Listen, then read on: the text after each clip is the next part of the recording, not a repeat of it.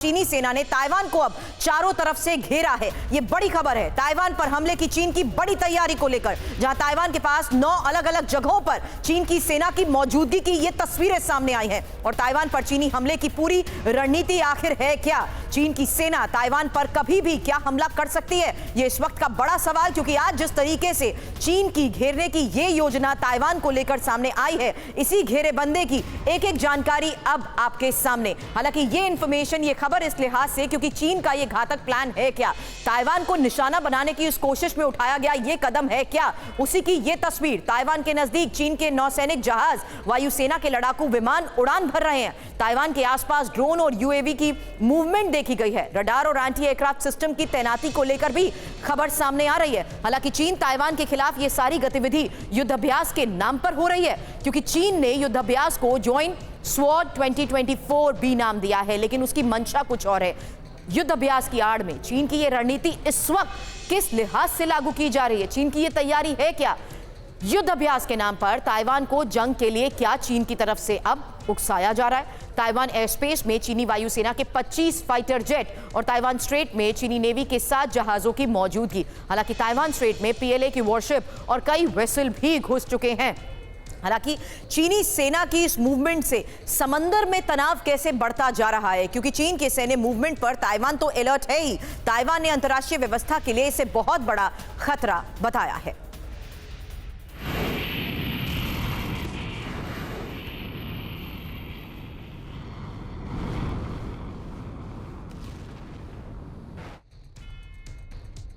अब पूरी खबर लाउड एंड क्लियर अंदाज में आपको इंफॉर्मेशन वॉल पर समझाते हैं, क्योंकि यहां इस तस्वीर के साथ साथ यह समझना जरूरी है कि आखिर मकसद क्या है।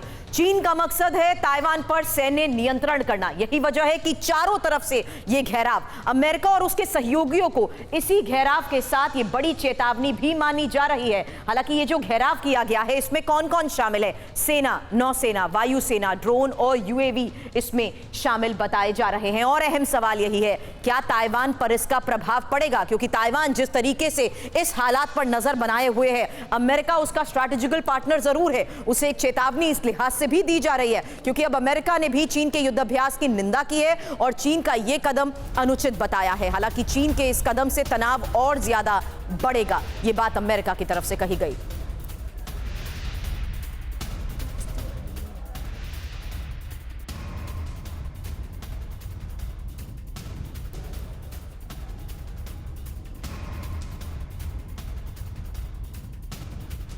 संजय भारद्वाज सर इस वक्त हमारे साथ हैं। और संजय जी, आज की इस खबर को, इस तस्वीर के लिहाज से जरा समझाइए, कोशिश करें इंफॉर्मेशन वॉल पर वही डिटेल एक बार फिर से लाएं, क्योंकि ये जानना समझना इन तस्वीरों के सामने आने के बाद संजय जी बहुत इंपॉर्टेंट है कि इसका ताइवान पर क्या प्रभाव पड़ेगा। चीन की ये एक और कोशिश रणनीतिक तौर पर कितनी बड़ी? देखिए, इसके 2-3 सुरभी मायने रखे जा सकते हैं। पहली बात की पिछले कुछ समय से अभी तक जिस तरीके से साउथ चाइना सी में एक शांति बरकरार थी, और लेकिन जो स्टेटमेंट आया ताइवान के प्रेसिडेंट का कि चीन इस क्षेत्र में पीस एंड स्टेबिलिटी को डिस्टर्ब करना चाहता है, और ये उस वक्त जब चल रहा है जब ताइवान अपना इंडिपेंडेंस डे मना रहा है। तो इस वक्त जो चाइना का अपना, और ये भी बात मान के चलिए कि ताइवान जो है वो चाइना के जो बाकी कंट्रीज के साथ डिस्प्यूट है, जो 9 डिस्प्यूट है, उसकी जगह ताइवान 11 डिस्प्यूट्स की बात करते हैं। जो 2 आइलैंड है, स्पार्टी और पार्शल आइलैंड है, उनको डिस्प्यूट्स को भी बाकी कंट्रीज के साथ जोड़ने का कोशिश कर रहे हैं। तो वहाँ मुझे लग रहा है कि चाइना को एक अंदेशा है कि ये जो इमर्जिंग इंडो पैसिफिक स्ट्रेटेजी है, जिसमें साउथ ईस्ट एशियन कंट्रीज के सभी देश शामिल है, उनके साथ ताइवान अलाइन कर रहा है अमेरिका के नेतृत्व में। पहला पॉइंट।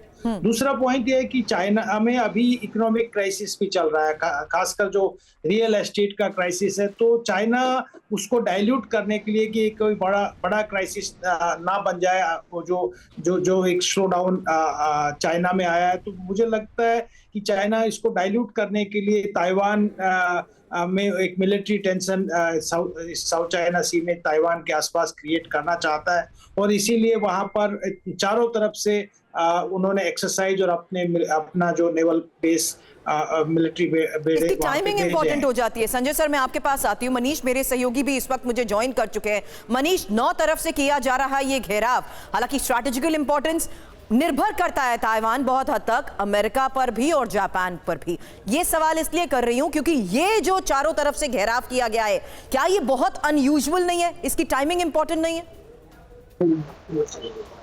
देखिए, सबसे बड़ी बात यह है कि चीन की तरफ से लगातार धमकाने के लिए मिलिट्री ड्रिल के नाम पर अलग अलग बार कोशिश की जा रही है। हाँ। और इस साल जो सो कॉल्ड ज्वाइंट स्वॉर्ड 2024 भी है, यानी कि इस साल ये दूसरी बार ऐसा कर रहे हैं और हर बार वो मिलिट्री ड्रिल के बहाने ताइपे के और ताइवान के बॉर्डर के और करीब आ रहे हैं। चीन की मिलिट्री ज्यादा की संख्या में युद्धपोत और ज्यादा मिलिट्री पावर के साथ ताइवान के और करीब आ रहा है। तो मुझे हमेशा ये लगता है कि कहीं भेड़िया आया वाली बात एक दिन सच न साबित हो जाए। वो इसलिए क्योंकि अमेरिका या बाकी मुल्क सोचेंगे कि ये चीन का एक और मिलिट्री एक्सरसाइज है, लेकिन चीन की यही फितरत है। याद करिए कि हमारे यहाँ भारत चीन सीमा पर क्या हुआ था, पेंगोंग लेक के पास भी तो वो मिलिट्री एक्सरसाइज के लिए आए थे। यही सेम स्ट्रेटजी वो ताइवान के साथ अपना रहे हैं। और सबसे बड़ी बात है सुरभि, हम और आप अभी बात कर रहे हैं, कुछ देर पहले ताइवान के विदेश मंत्रालय ने आधिकारिक बयान जारी करके चीन के इस मिलिट्री ड्रिल का खंडन किया और उनका और साफ तौर पर कहा है कि चीन के इस धमकाने वाले और इस तरह के आक्रामक रुख से ताइवान डरने वाला नहीं है। और हम सब ने देखा है कि ताइवान की रक्षा मंत्रालय और ताइवान की फोर्स लगातार एक्टिव है और आज भी उसके कोस्ट गार्ड और फाइटर जेट आसमान में लगातार निगरानी कर